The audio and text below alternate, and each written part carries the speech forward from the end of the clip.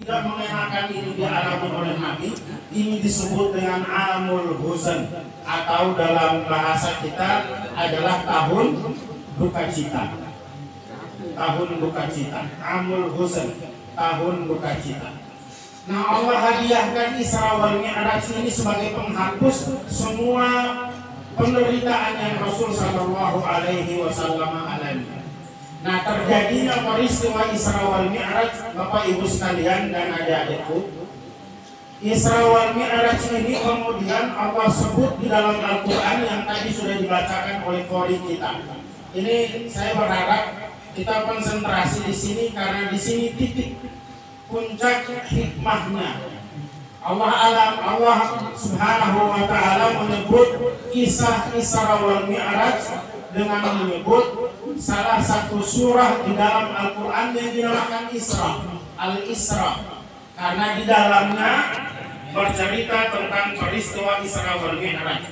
Meskipun di dalam surah Al-Isra itu banyak juga menceritakan selain peristiwa Isra wal Mi'raj, tapi kemudian surah ini dinamakan dengan surah Al-Isra karena di antara sekian banyak peristiwa di dalam surah Al-Isra yang diceritakan itu paling monumental adalah kisah tentang Isra wal Mi'raj. Karena itu surat ini dinamakan dengan Al-Isra. Bapak Ibu adik-adikku sekalian yang dirahmati Allah Subhanahu wa Ta'ala, kisah Isra wal Mi'raj ini Allah sebut di dalam Al-Quran, tepatnya di ayat pertama Allah bilang, A'udzubillahi minasyaitonir rajim. Subhanalladzi asra bi'abdihi lailan minal masjidil haram ilal masjidil aqsa ila akhir ayat, sampai akhir ayat. Allah menyebut pertama dengan kalimat tasbih, subhanallah. Subhanallah.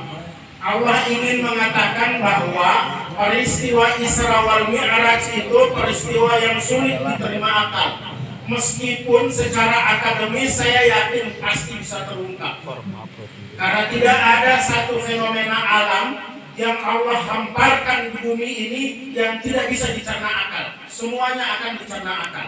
Karena Islam itu rasional. Termasuk ayat-ayat di dalam Al-Quran pasti bisa dibuat, pasti bisa kita ungkapkan dalam bentuk ilmiah. Dan kisah Isra wal Mi'raj pasti akan bisa terungkap. Nah, Allah awali dengan kalimat tasbih. Itu Allah mau bilang bahwa kisah Isra wal Mi'raj itu kisah yang sulit untuk diterima akal. Kisah yang sulit diterima akal.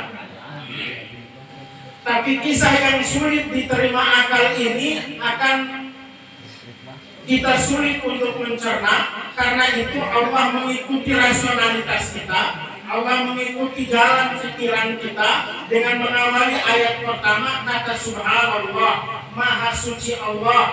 Bahwa kalau sampai akal kita tidak bisa nyambung dengan kisah ini, maka selayaknya kita kembalikan itu semua kepada Allah, karena Allah yang maha suci yang akan membuat skenario itu menjadi nyata. Karena itu diawali dengan kata subhanallah. Ini kalimat ta'ajjubiyah kalau dalam bahasa Arab, kalimat takjub. Karena itu kita dianjurkan melihat sesuatu yang secara akal sulit untuk dicerna. Kata yang paling pantas untuk kita ungkapkan adalah kalimat tasbih dengan mengucapkan subhanallah. Subhanallah. Nah, tapi kemudian bisa menempatkan ini adik-adik. Karena ada subhanallah, ada tabarakallah, ada apa lagi? Barakallah dan seterusnya. Yang jelas kalimat-kalimat yang menunjukkan fenomena-fenomena yang menunjukkan secara akal sulit untuk diterima, kata yang pantas untuk kita mengomentari fenomena itu adalah mengawalinya dengan kalimat subhanallah. Nah, ini poin yang pertama tentang Isra wal Mi'raj. Kemudian selanjutnya Allah menyebut ada satu kalimat di sana. Allah menyebut subhanalladzi asra bi 'abdihi. Allah yang memperjalankan. Kata asra itu Allah yang memperjalankan, bukan Muhammad berjalan sendiri. Kalau Muhammad berjalan sendiri tak akan sampai dia meninggal. Karena naiknya ke Sidratil Muntaha, Langit ketujuh itu tidak gampang.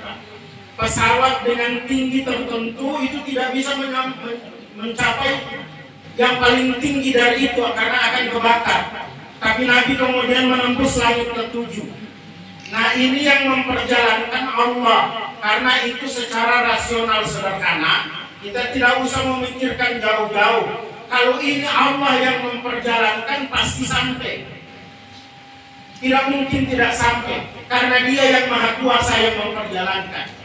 Nah, Muhammad itu diperjalankan oleh Allah sampai ke Sidratul Muntaha. Karena itu di kalimat ini, di ayat ini Allah menyebut kata abdihi.